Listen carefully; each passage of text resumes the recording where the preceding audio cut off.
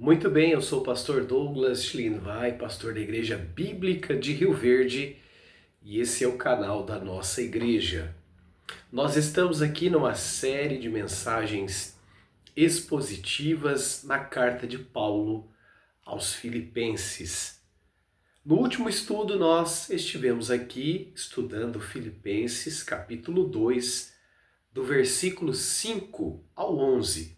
Hoje, nós estaremos aqui estudando Filipenses 2, do 12 ao 18. Eu quero estar deixando um título para o estudo bíblico do vídeo de hoje. E o título é O Desenvolvimento da Nossa Salvação. Quando nós lemos o final do capítulo 1, bem como os primeiros versículos do capítulo 2, nós vemos que o apóstolo Paulo pediu para os filipenses, exortou aos filipenses, ordenou aos filipenses que andassem de um modo digno do Evangelho de Cristo, que combatessem em favor da verdade, que vivessem uma vida de humildade, que andassem em unidade como igreja, que não atentassem apenas para aquilo que era deles próprio, mas também para aquilo que era dos outros. Tudo isso que Paulo pede são características daqueles que levam uma vida de obediência à palavra do Senhor. E no texto que nós vamos estudar hoje, o apóstolo Paulo, ele pede aos filipenses que continuem obedecendo a Deus. E obedecer a Deus equivale a nos desenvolvermos na salvação que recebemos gratuitamente de Cristo Jesus. Então nós vamos começar aqui analisando Filipenses 2, do 12 ao 13, onde a palavra do Senhor diz assim: De sorte que, meus amados, assim como sempre obedecestes, não só na minha presença, mas muito mais agora na minha ausência, assim também operai a vossa salvação com temor e tremor, porque Deus é o que opera em vós tanto querer como efetuar segundo a sua boa vontade. Paulo pede para os seus amados filipenses, amados por ele, Paulo, amados por Deus, que continuem na obediência a Deus. E Paulo aqui faz uma constatação, ele faz uma verificação importantíssima. Ele diz que os filipenses, eles eram obedientes a Deus, eles eram obedientes aos preceitos, às ordenanças apostólicas, quer Paulo estando presente entre eles, quer Paulo estando ausente do meio deles. Com isso nós vemos que a obediência dos filipenses ao Senhor não estava condicionada à presença de uma figura importante, eminente, uma autoridade de Deus entre eles. Nós devemos reproduzir isso em nossas vidas. Muitas vezes nós, quando estamos diante de alguém que julgamos importante, um homem de Deus, uma mulher de Deus, seja o seu pastor, o reverendo da sua igreja, o líder eclesiástico da sua igreja, ou até mesmo uma pessoa mais velha que você julga piedosa, nós temos um tipo de conduta. Quando nós nos vemos sozinhos ou longe de pessoas cristãs, de pessoas que nós julgamos serem de Deus, a nossa conduta é outra. Nós vemos que os filipenses não tinham esse problema. Eles eram obedientes na presença de Paulo, na ausência de Paulo, eles continuavam sendo obedientes ao Senhor. E a esses crentes obedientes, Paulo vai dizer assim: operai a vossa salvação. Operai a vossa salvação. Segundo muitos especialistas no grego, essa palavra operai, ela vem de um termo para trabalhar. E era um termo usado para descrever aquelas pessoas que trabalhavam na mineração, na escavação. E isso tem levado algumas pessoas a um entendimento equivocado, errado e eu diria herético acerca da salvação. Algumas pessoas entendem que nós devemos trabalhar pela nossa salvação. E seria isso que Paulo estaria dizendo aqui, que os filipenses deveriam realizar boas obras, que os filipenses deveriam ter uma conduta obediente a Deus, aos mandamentos de Deus, para que eles pudessem ser salvos.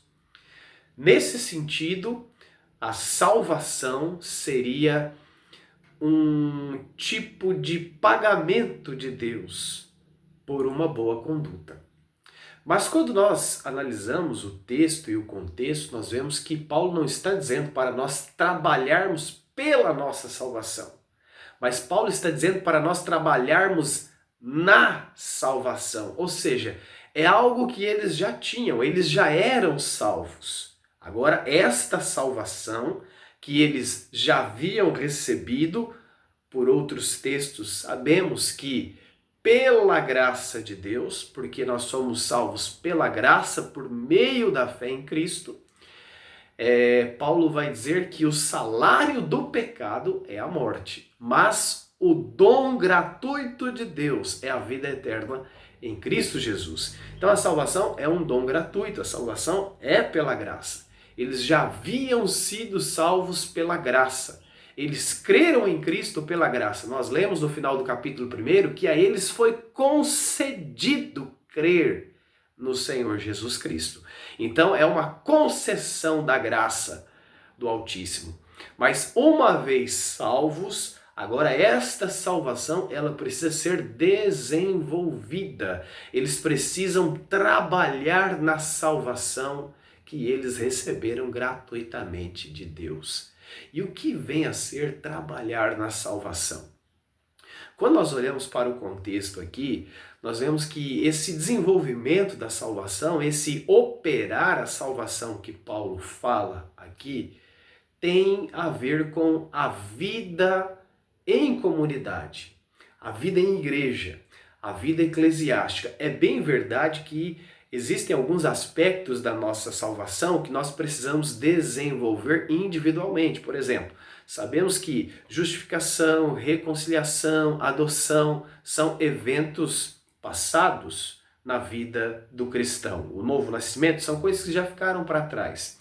Mas existem aspectos, por exemplo, da santificação que são presentes e que nós precisamos desenvolvê-los diariamente na nossa vida, na nossa caminhada com Deus.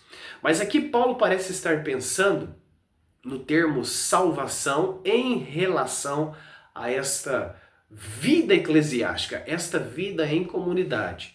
E o problema na igreja de Filipos, como nós temos observado aqui e visto ao longo dos nossos vídeos, dos nossos estudos, era a questão de unidade, era a questão de orgulho, era a questão de estarem muitas vezes centrados apenas em seus próprios interesses. Então Paulo está dizendo, olha, vocês precisam colocar em prática aquilo que vocês receberam de Deus. Há coisas boas de Deus em vocês. Quando nós somos salvos, o Espírito Santo vem fazer morada em nós. E o Espírito Santo é um espírito de bondade, de generosidade, de misericórdia, de amor, de justiça. Então, todo esse potencial que está dentro de nós, ele precisa ser colocado em prática nas nossas relações interpessoais na vida em igreja. E aí o apóstolo Paulo vai dizer o porquê que eles devem operar a salvação, porquê que eles devem desenvolver a salvação deles. E ele diz, porque Deus é quem opera em vós, tanto querer como efetuar segundo a sua boa vontade. Algum irmão filipense poderia dizer assim, mas eu vou desenvolver a minha salvação, acho que eu não tenho capacidade para isso. Paulo se antecipa e diz, olha, eu estou pedindo para vocês desenvolverem a salvação, porque eu sei que quem opera em vocês é Deus. E Ele está trabalhando tanto no querer, tanto na vossa vontade, quanto na capacidade de executar a vontade divina. Deus não apenas trabalha em nossos caminhos, Deus também trabalha no nosso querer. Deus nos capacita a querermos as coisas santas. Deus nos capacita a realizarmos as coisas santas. Deus eficazmente nos faz anelarmos pelas coisas santas. Deus eficazmente nos faz andarmos no caminho santo. Então, nós vemos com isso que até mesmo o serviço da nossa fé, ele é pela graça de Deus. No serviço da fé, existe uma espécie de sinergismo, de cooperação entre o divino e o humano, mas se não fosse esta operação de Deus, nós não seríamos capazes. Então nós vamos ver isso, por exemplo, no livro do profeta Isaías, quando o profeta fala acerca da redenção, do resgate de Israel. Você vai ver o profeta dizendo que a nação de Israel vai dizer: olha, Senhor, obrigado, porque foi o Senhor que nos fez praticarmos estas obras. Você vai ver o Senhor Jesus Cristo dizendo em João 15, sem mim nada podeis fazer, quando ele está falando a respeito da frutificação. Você vai ver o apóstolo Paulo dizendo em Efésios 2:10, quando ele está falando acerca da salvação, e ele diz: olha, vocês são salvos pela graça, por meio da fé, isso não vem de vós, é dom de Deus, não vem das obras para que ninguém se glorie. E ele diz assim: porque somos feitura de Deus, somos obras de Deus, criados em Cristo Jesus, para as boas obras, as quais ele preparou para que andássemos nelas. O mesmo Paulo, em 1 Coríntios 15, quando ele vai dizer que trabalhou mais do que todos os apóstolos, ele diz: todavia não eu, mas a graça de Deus que comigo está. Então, a graça de Deus, ela não apenas nos salva, mas a graça de Deus, ela nos acompanha por todo o tempo da nossa caminhada cristã. E a mesma graça que possibilitou nós crermos, nos convertermos, nascemos de novo, é a graça que nos capacita, habilita, é a graça que nos leva a servirmos a Deus da maneira como Deus espera que venhamos servi-lo. Nós vemos nesse texto aqui também que o semi-pelagianismo, ele é um grave erro. Lá nos primórdios da fé, sabemos que houve um intenso debate entre a tese agostiniana e a tese pelagiana. E houve uma proposta de conciliação, que foi o semi-pelagianismo, que dizia assim: olha, o querer é do homem, mas a capacidade de executar a vontade de Deus, e isso nós precisamos receber do Senhor. Então, os semi-pelagianos diziam assim: você precisa querer. Uma vez que você queira, então Deus vem e capacita você a colocar em prática aquilo que você quer. Eu me refiro às coisas de Deus. Mas por esse texto nós vemos que nós dependemos da graça de Deus até mesmo para querermos fazer a vontade de Deus. É necessário que a graça do Senhor nos assista, é necessário que a graça de Deus nos incline, nos convença até mesmo a querermos fazer as coisas de Deus.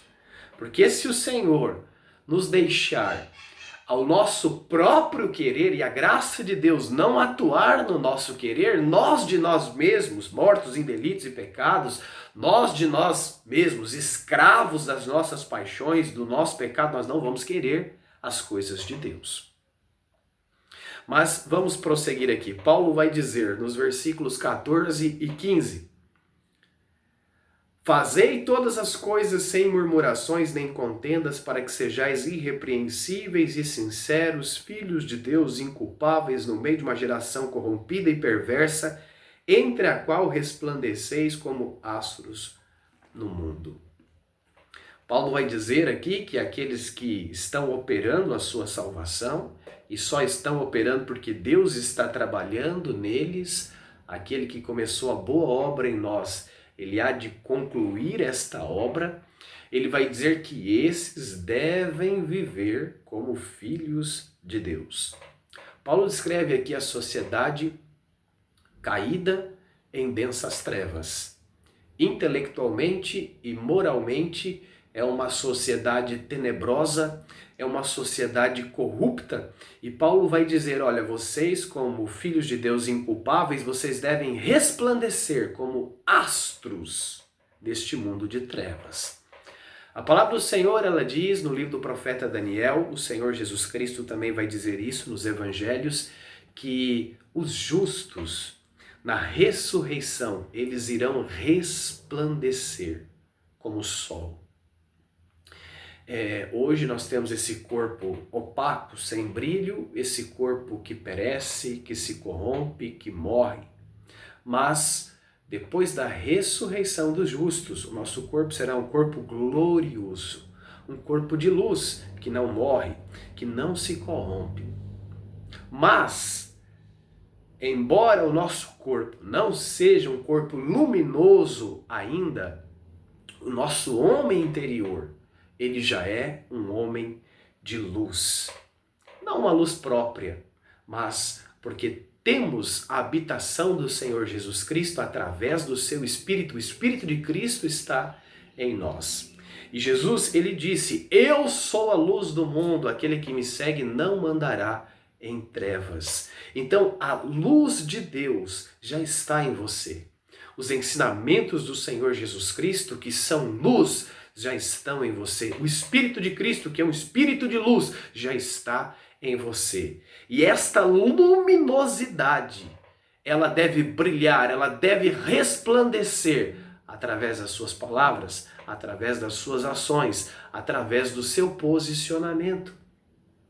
É através de você que muitos que estão em trevas ouvirão de Deus o haja luz. E através de você, Deus dirá, haja luz no coração de muitas pessoas. E ali a luz do Evangelho vai resplandecer. E aquela pessoa será salva para a glória de Deus. Mas Paulo vai dizer que os filhos de Deus, que são astros neste mundo, eles devem ter uma conduta reta, uma conduta santa. Eles devem ser sinceros, irrepreensíveis e inculpáveis. Paulo está falando de um andar reto, Paulo está falando de um andar íntegro. Quando ele fala irrepreensíveis, ele não está dizendo, olha, vocês nunca irão pecar. Mas Paulo está dizendo que nós não devemos ter um estilo de vida onde há erros flagrantes, há erros recorrentes, que as pessoas possam olhar para nós e muito facilmente verificarmos que a nossa conduta não condiz com a fé que nós professamos. E é interessante, irmãos, que os estudiosos do grego dizem que estas palavras aqui, no grego, sincero, irrepreensível, inculpável, são as mesmas palavras que a Septuaginta usou para descrever os animais que deveriam ser sem defeitos, que eram oferecidos a Deus em sacrifício. Então, nos parece que Paulo tem em mente nós como sacrifícios oferecidos a Deus. E nós nos lembramos que Paulo vai dizer na carta aos Romanos que nós somos um sacrifício vivo oferecido ao Senhor e que esse sacrifício ele deve ser santo e agradável. Então, da mesma forma que o animalzinho que era oferecido lá no Antigo Testamento, ele não podia ser um animal capenga, faltando uma perna, todo defeituoso, mutilado. Tinha que ser um animal íntegro para que Deus recebesse aquela oferta. Igualmente a nossa vida, que é oferecida a Deus em sacrifício, sacrifício vivo, deve ser uma vida reta, deve ser uma vida santa. É importante também, é interessante nós ressaltarmos aqui essa palavra inculpável. Há alguns estudiosos que sugerem que esta palavra ela deriva do nome de uma divindade pagã. É o Monos ou Momo, aqui no Brasil mais conhecida como Momo, de onde vem o rei Momo. E o monos, ou o momo, ele era a personificação do sarcasmo e da crítica. Então, o que essa divindade fazia? Era uma divindade muito sarcástica na mitologia, na religião dos gregos. E tudo que os outros deuses faziam, o momo ou o monos, ele criticava. A função dele era criticar com sarcasmo, com acidez. Então a ideia parece ser que Paulo está dizendo assim, olha, eu quero que vocês tenham uma conduta tão reta, tão ilibada, que nem mesmo aqueles críticos profissionais, aquelas pessoas que são ácidas, tóxicas, sarcásticas, que não fazem outra coisa na vida, a não ser criticar, a não ser censurar, tenho razões, tenho motivos para acusarem vocês. E Paulo prossegue aqui. Fazei todas as coisas sem murmurações nem contendas. Então, esta vida que Paulo pede reta, íntegra, esse desenvolvimento da salvação, esse frutificar no Espírito que Paulo fala, quer individualmente, quer na vida comunitária, deve ser feito sem murmuração nem contenda, sem queixas, reclamações, sem intrigas. E aí a gente se lembra do povo de Deus no deserto, Israel. O prejuízo espiritual que eles tiveram por causa da murmuração e as contendas, as intrigas, as contendas decorrentes de suas murmurações. A murmuração, a queixa na vida em igreja só traz atraso espiritual, não acrescenta absolutamente nada. Então, não faz parte da conduta do Filho de Deus uma vida de murmuração, uma vida de reclamação. Que o Senhor nos dê essa graça de não sermos pessoas queixosas. Versículo no singular, versículo 16. Retendo a palavra da vida, para que no dia de Cristo possa gloriar-me de não ter corrido em vão, nem trabalhado em vão.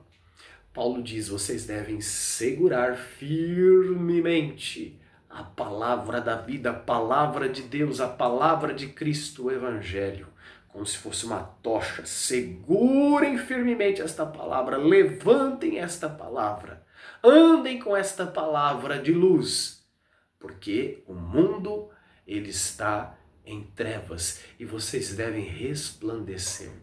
Aí nós nos lembramos das palavras de Pedro, onde ele diz também que o mundo é de densas trevas, mas a palavra de Deus, como candeia, ela brilha, ela ilumina. E nós devemos segurar esta palavra, retermos esta palavra, jamais soltarmos, abrirmos mão desta palavra.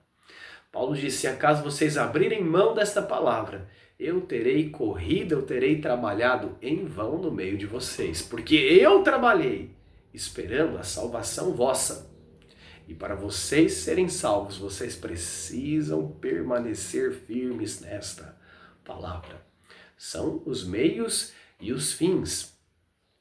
Deus já havia determinado a salvação dos filipenses, e Paulo tem consciência disso. Ele diz, aquele que começou a boa obra em vocês, ele a aperfeiçoará, ele aprimorará até o fim. Mas Deus estabeleceu meios, e um dos meios é nós permanecermos na palavra até o final. Se alguém não permanece na palavra de Deus, na profissão da palavra de Deus, na vida em harmonia com a palavra de Deus, é porque de fato essa pessoa nunca creu verdadeiramente nesta palavra. Aquele que creu verdadeiramente nesta palavra e Deus iniciou uma boa obra na vida dele, esse retém a palavra da vida até o final de sua carreira. É interessante a palavra que Paulo usa aqui. Ele diz, possa gloriar-me, alegrar-me de não ter corrido em vão. A palavra corrido, ela descreve uma corrida intensa, não é um trote, né? É uma corrida, uma espécie de maratona. Você já viu um maratonista? Ele vai ali em média 20 quilômetros por hora e corre por mais de 2 horas. É uma corrida intensa, é algo espetacular o que faz um maratonista. Vai no limite físico, no limite da sua capacidade cardíaca, pulmonar. Uma corrida intensa, longa e intensa. E é assim Paulo correu entre eles. E é assim nós que realizamos a obra do Senhor, nós que estamos no serviço da fé, devemos correr. É uma jornada longa e ela deve ser percorrida a toda velocidade, a pleno pulmões, no máximo da nossa capacidade. A gente não pode ir dando aquele migué, aquele trotezinho. Não, a obra de Deus ela deve ser feita com intensidade, com paixão, com dedicação, com afinco, com zelo, dessa forma que Paulo trabalhou entre eles. E ele diz: se vocês retiverem, se vocês reterem a palavra da vida, naquele dia, o dia de Cristo, quando o Senhor Jesus Cristo voltar para nos recompensar, eu vou poder me alegrar e dizer: olha, todo o meu esforço não foi em vão. Irmãos, nada que nós fazemos para Deus de coração, com intensidade, é em vão. O mesmo Paulo vai dizer em 1 aos Coríntios, capítulo 15, versículo 58, que quando nós trabalhamos para o Senhor, o nosso trabalho não é vão, ele há de ser recompensado.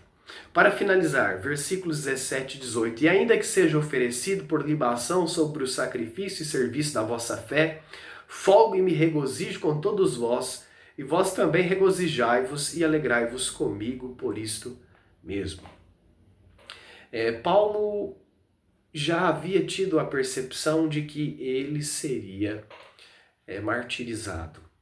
Embora não de imediato, porque ele tinha a esperança de ser solto, mas ele sabia que os seus dias já estavam sendo abreviados e que mais cedo ou mais tarde ele sofreria o martírio pelo Evangelho, pela causa de Cristo. E Paulo diz aqui: a vida de vocês, a fé de vocês, o caminhar de vocês com Deus é um sacrifício. E a minha vida vai ser derramada sobre esse sacrifício, como uma oferta de libação.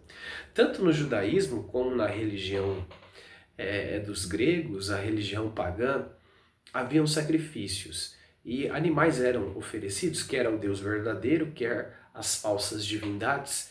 E muitas vezes uma oferta líquida era feita junto com o sacrifício. E essa oferta líquida, na maioria das vezes de vinho, era chamada de libação.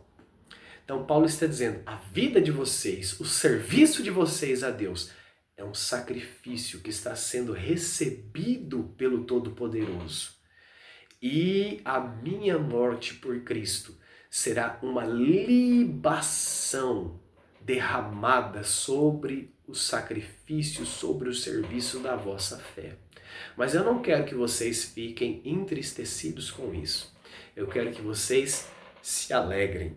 Ele já havia dito que o morrer é lucro, o morrer é ganho, porque morrer pela causa de Cristo é partir, é estar com Cristo. Então Paulo não queria que os filipenses se entristecessem pelo fato de saberem que mais cedo ou mais tarde Paulo ele iria se deparar com um carrasco, ele iria se deparar com um verdugo, com um patíbulo, com um machado que iria tosar, que iria decepar, arrancar a sua cabeça. Mas ele queria que os filipenses se alegrassem com a sua vida e a sua morte pela causa de Cristo.